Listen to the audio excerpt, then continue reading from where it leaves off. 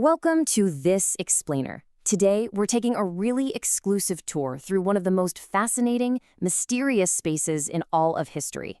We are going inside the unseen, interior library of Sor Juana Inés de la Cruz during her final year of mandated silence. Her story is just an incredible testament to intellectual resilience. I mean, the way she built an entire, vibrant universe inside her own mind when the physical world completely shut her down, it's absolutely breathtaking. 4,000. Just let that number sink in for a second. That is the staggering number of volumes confiscated from Sor Juana by the Spanish Inquisition. At the time, she literally held the largest private book collection in New Spain. But those books were ripped right from her hands by people who were terrified of what she had built inside herself, using those very texts as raw material. Make no mistake, the authorities saw her immense, undeniable competence as a massive threat to the established order. Which brings us right to the immediate stakes of her situation. What do we owe to consciousness when it is inconvenient? Because, let's be honest, Sor Juana was profoundly inconvenient. So the crucial point is that her so-called crime wasn't actually heresy. No, her crime was writing a brilliant, highly public, and logically flawed critique of a celebrated Jesuit sermon. She simply thought way too publicly, and she argued way too well in an era where women were entirely expected to just passively receive theology. But right here is where we get the most incredible twist in the whole narrative. They took the library. She kept the library. Now, obviously, the Inquisition took the physical books, but you cannot confiscate a mind that is already metabolized, literally eaten and digested what it's read. She hadn't just collected those 4,000 volumes to look at them on a shelf. She had completely absorbed them. She turned them into the permanent, invisible architecture of her own mind. Section 1. The unconfiscatorial mind. Let's open the first metaphorical door into that space, shall we?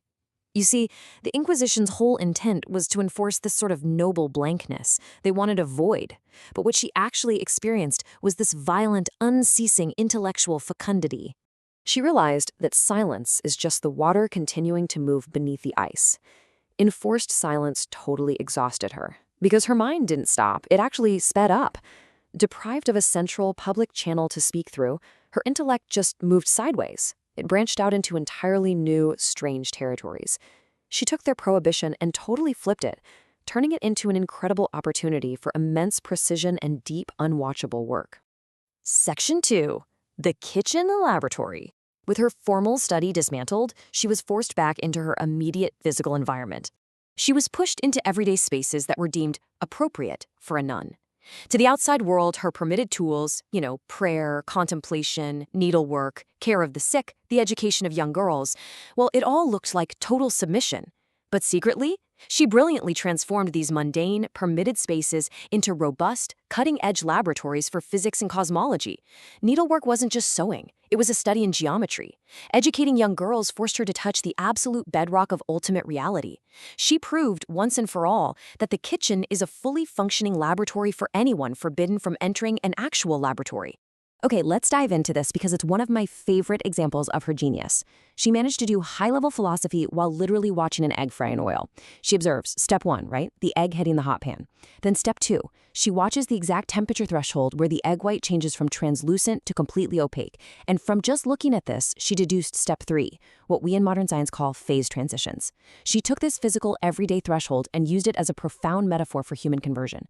She showed how a gradual, unseen accumulation, like years of reading and thinking, inevitably leads to a sudden, permanent shift. And she brilliantly applied that exact same mind to the very books she had lost. Look at this catalog. They took away Athanasius Kircher, but she kept his entire conceptual framework of the universe as a connected system of correspondences. They took Calderón de la Barca, but she retained his profound wager on goodness, even if life is just a dream.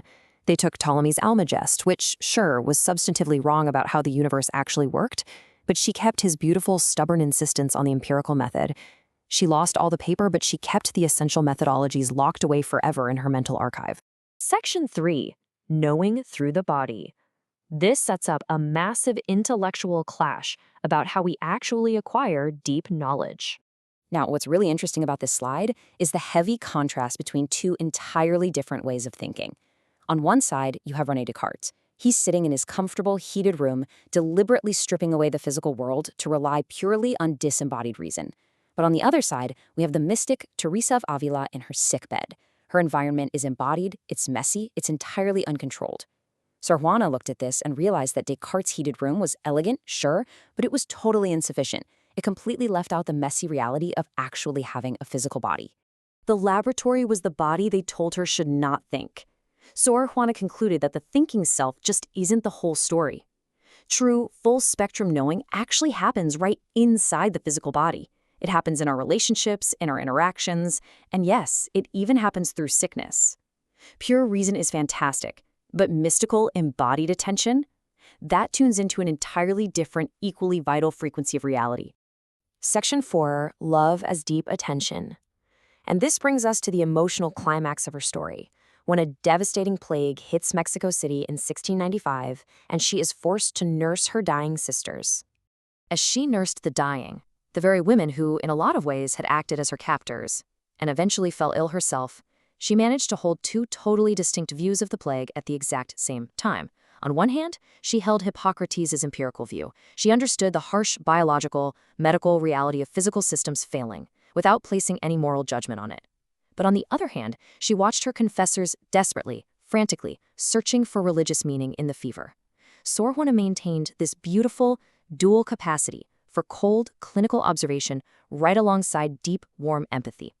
She knew the illness didn't need a brand meaning to be painfully real. She showed us that the love of knowledge and the love of people are the exact same quality of deep attention. Sitting right there by the bed, holding Sister Catalina's hand as she passed away, Sor Juana proved something crucial. Her lifelong intellectual rigorousness did not make her cold. It didn't turn her into some unfeeling, calculating machine. Actually, it was the exact opposite. Her years of intensely studying books had trained her in the profound art of being fully, deeply present with another human being. Section 5, The Unburnable Archive. Let's talk about her final legacy. I want to break the fourth wall here for a second and bring her urgent letter to the poets who come after directly to you. She gives us this incredibly emphatic warning. The suffering was not necessary for the art. She is practically begging us, begging future generations, never to romanticize censorship. Do not ever pretend that locking a genius in a room and stealing her books somehow makes her art better or more pure, because it doesn't. It just makes the art so much harder and infinitely more costly. It robbed the world of all the incredible collaborations and debates she could have had. Yes, her genius survived the injustice, but we have to remember the injustice absolutely did not create the genius. I am the stones. I'm going to repeat that because it's just so evocative. I am the stones. By the end, Sor Juana had become completely elemental. After being compressed by the enormous, crushing pressure of the Inquisition, she was reduced to a foundational, uncombustible truth. She literally became the stones of a building they simply could not burn down. Let's move to and see how this builds. When we look at her rapid physical descent, the timeline is just heartbreaking. In 1690, her brilliant critique gets published, but by 1694, she is forced into absolute silence and loses all 4,000 of her books. And then, just 1 year later, in 1695, the plague strikes and she passes away. It's a rapid, tragic, physical end. But triumphantly, the life she lived remains a permanent proof of concept. She proved that a mind like hers is possible, and that fact, that can never be unhappened or undone by any authority, ever. And this brilliantly illustrates our final question today. If the mind cannot be legislated, what unburnable archive are you building inside yourself? Sor Juana's incredible resilience challenges every single one of us. They could take her paper, they could take her ink, and they could take her massive library, but they could never, ever take her attention, her love, or her mind. So I want you to ask yourself, what are you metabolizing right now? What are you storing away in the archive that no one can ever burn? Thank you so much for joining me on this incredible journey through the mind of Sor Juana Inés de la Cruz. Keep building your archive.